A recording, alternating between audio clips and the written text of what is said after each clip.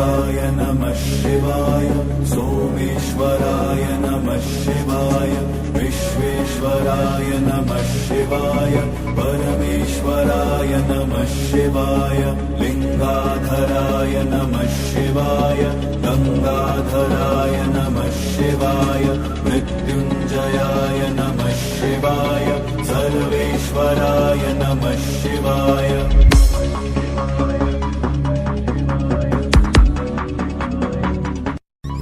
वीरभद्राय नमः शिवाय सोमेश्वराय नमः शिवाय विश्वेश्वराय नमः शिवाय परमेश्वराय नमः शिवाय लिंगाधराय नमः शिवाय गंगाधराय नमः शिवाय मृत्युंजयाय नमः शिवाय सर्वेश्वराय नमः शिवाय